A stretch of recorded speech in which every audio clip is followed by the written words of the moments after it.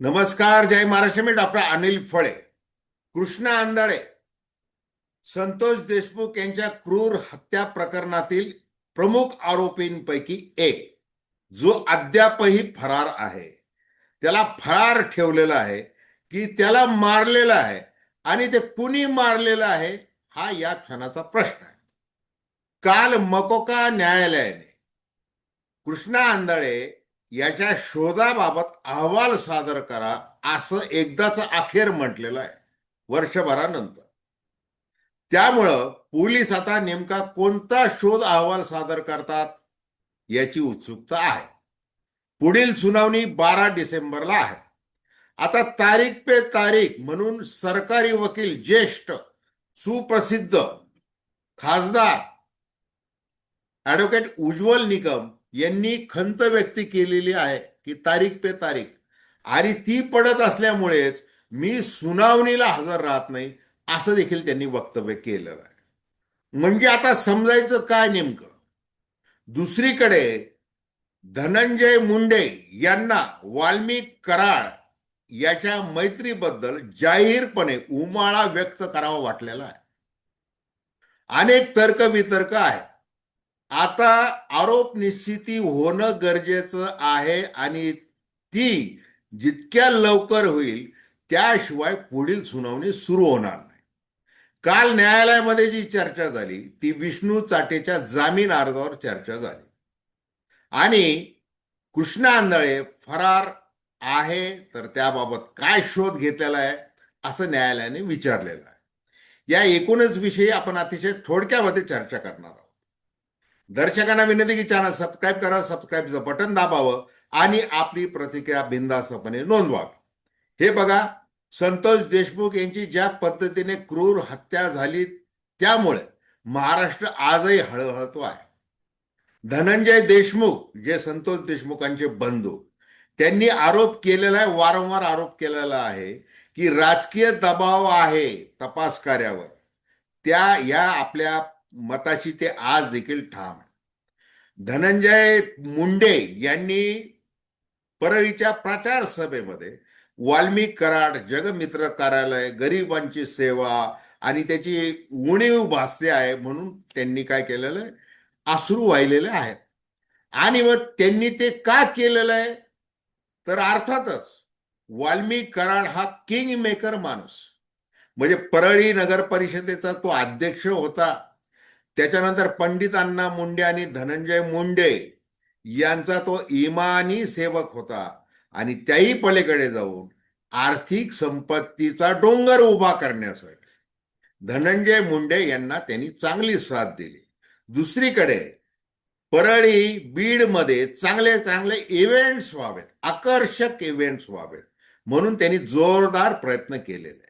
मग आतापर्यंत झालेल्या सगळ्या निवडणुका, विशेषतः विधानसभेची निवडणूक, मग वाल्मिक कराडनी पुढे येऊन सांगितलं की बघा, मी 1,42,000 मतांनी धनुभाऊला कसा निवडून आणलेला आहे ते सांगितलेलं. अशा परिस्थितीमध्ये ज्या वेळेला धनंजय मुंडे यांची त्यांच्याच पक्षातील नेत्यांकडून राजकीय कोंडी केली गेलेली आहे, तर या नगर परिषदेमध्ये आपल्याला विजय मिळवणं क्रमप्राप्त आहे. आणि मग तो जर विजय मिळवायचा तर वाल्मिक कराडचे जेवढे समर्थक आहेत आणि जे प्रत्येक बूथवर आपल्याला उपयोगी पडू शकतात त्यांना आकर्षित करण्यासाठी धनंजय मुंडे यांनी तो मैत्री प्रेमाचा मुद्दा पुढे आणलेला आहे. आता ते असो. आता आपण बोलतोय कृष्णा आंधळे. कृष्णा आंधळे हा आधीच, म्हणजे ज्या वेळेला संतोष देशमुख यांची हत्या झाली त्याच्या आधीच धारूर पोलीस ठाण्यामध्ये फरार आरोपी दाखवण्यात आलेला आहे. एका खून प्रकरणामध्ये 307 अंतर्गत त्याच्यावर गुन्हा दाखल आहे. त्याही वेळेला त्याला पकडलं गेलं नव्हतं. आता महाराष्ट्राचं लक्ष लागलेलं आहे या निकालाकडे. अजून आरोप निश्चिती व्हायची आहे. हे जे काही सगळे 8-10 जे आरोपी आहेत त्यांच्यावर आरोप निश्चिती व्हायची, मग पुढे ते चालणार आहे. आणि त्यामध्ये कृष्णा आंधळे फरार का, त्याला कुणी मारलेलं आहे. आता संदीप क्षीरसागर यांनी म्हटलेलं आहे की तो कधीच सापडणार नाही, म्हणजे त्याला मारलेला आहे. आता बजरंग सोनवणे, सुरेश धस यांचं काय राजकीय दृष्ट्या धनंजय मुंडे यांच्या भोवती जे आरोप ते केले जातात त्याच्यामध्ये कृष्णा आंधळेचा वारंवार उल्लेख होतो. आणि मग तो होत असताना इकडे न्यायालयीन पातळीवर तपास पथक काय करत, म्हणजे तपास पथक अजूनही सांगू शकलेलं नाही न्यायालयाला की कृष्णा आंधळेच्या बाबतीत तो नेमका कुठे आहे, की त्याचा कुणी खात्मा केलेला आहे.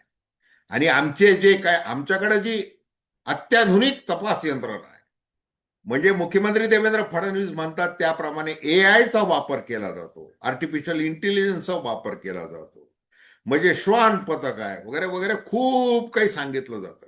परंतु कृष्णा आंधळे काही सापडत नाही. याचा अर्थ काय, त्याला मारण्यात आलेला आहे. मग ते कुणी मारलं हा प्रश्न आहे. आता बघा, दरम्यानच्या काळामध्ये आपण जर पूर्ण याची घटनाक्रम पाहिला, म्हणजे डिसेंबरमध्येच तो फरार झाला ज्या वेळेला हत्या झाली तो, आणि पोलिसांना तो काही सापडला नाही. पोलिसांनी काय नोंद केली, आम्ही खूप शोध घेतला पण तो सापडला नाही अशी नोंद केली. जानेवारी 25 मध्ये काय झालं, इतर आरोपी अटक होत असताना पोलिसांनी कृष्णा आंधळेला फरार घोषित करून टाकले. फेब्रुवारी 25 मध्ये काय झालं, धनंजय देशमुख यांनी पुन्हा आरोप केला की पोलीसच कृष्णा आंधळेला संरक्षण देत आहे. मार्च 2025 मध्ये काय आलं,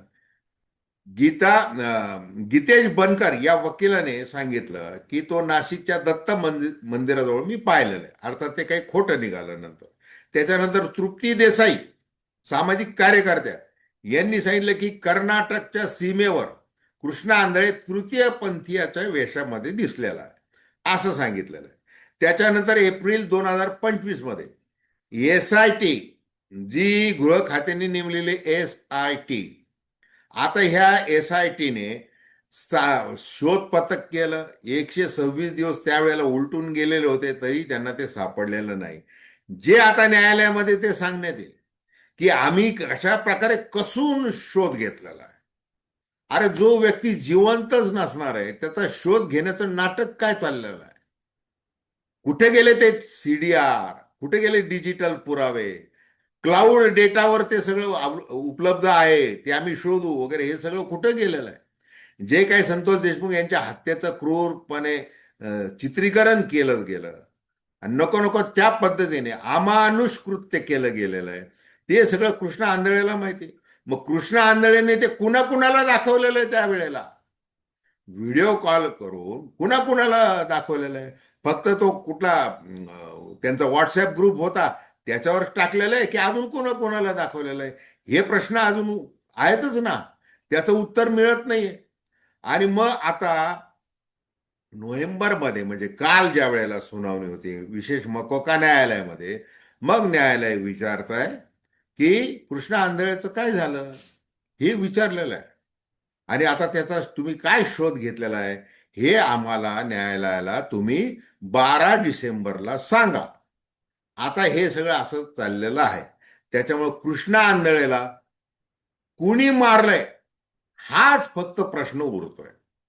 आणि त्या प्रश्नाचं उत्तर सापडेल का, हा एक मोठा अजून भीषण प्रश्न आहे. तर धन्यवाद. हा व्हिडिओ आपल्याला आवडला असेल अवश्य शेअर करा, सबस्क्राईब करा आणि आपल्या प्रतिक्रिया बिनधास्तपणे नोंदवा. धन्यवाद.